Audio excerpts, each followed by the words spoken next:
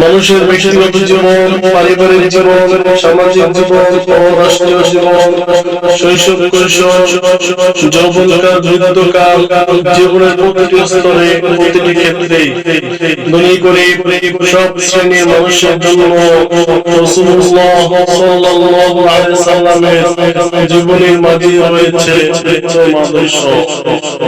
মহান আল্লাহ তাআলা পবিত্র কোরআনে ইরশাদ করেছেন, লাকাদ কানা লাকুম ফি রাসূলিল্লাহি উসওয়াতুন হাসানাহ লিমান কানা ইয়ারজুল্লাহা ওয়াল ইয়াওমাল আখির ওয়া যাকারাল্লাহা কাসীরা। অবশ্যই আল্লাহ রাসূলের মধ্যে রয়েছে তোমাদের জন্য উত্তম আদর্শ এমন ব্যক্তির জন্য যে আল্লাহ ও আখিরাত দিবসের আশা রাখে এবং আল্লাহকে অধিক পরিমাণে স্মরণ করে। রাসূলুল্লাহ সাল্লাল্লাহু আলাইহি ওয়াসাল্লামের সর্বোত্তম চরিত্র সম্পর্কে মহান আল্লাহ তাআলা ইরশাদ করেছেন, ওয়া ইন্নাকা লাআলা খুলুকিন আযীম। আর নিশ্চয়ই আপনি মহান চরিত্রের উপর রয়েছেন।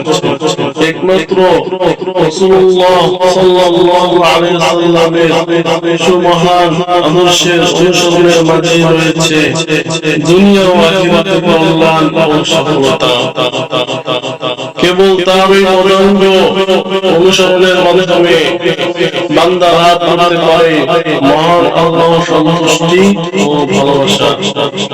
মহান আল্লাহ তাআলা তার রাসূল সাল্লাল্লাহু আলাইহি ওয়াসাল্লামকে সম্বোধন করে বলেছেন, কুল ইন কুনতুম তুহিব্বুনাল্লাহ ফাত্তাবিউনি ইউহিব্বুকুমুল্লাহ ওয়া ইয়াগফির লাকুম যুনুবাকুম আল্লাহু গফুরুর রহিম। হে রাসূল, আপনি বলে দিন, যদি তোমরা আল্লাহকে ভালোবাসতে চাও তাহলে আমার অনুসরণ করো, তাহলে আল্লাহ তাআলা তোমাদেরকে ভালোবাসবেন এবং তোমাদের সব গুনাহ ক্ষমা করে দেবেন। আর আল্লাহ তাআলা বড় ক্ষমাশীল, অতিশয় দয়ালু।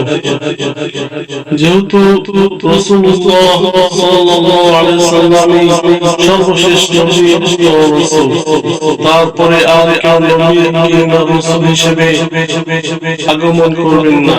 সুতরাং কিয়ামত পর্যন্ত পৃথিবীতে যত মানুষের আগমন ঘটবে প্রত্যেকের উপরই ফরজ হলো রাসূলুল্লাহ সাল্লাল্লাহু আলাইহি ওয়াসাল্লামের আনুগত্য করা আর ওই আদর্শ অনুযায়ী জীবন পরিচালনা করা।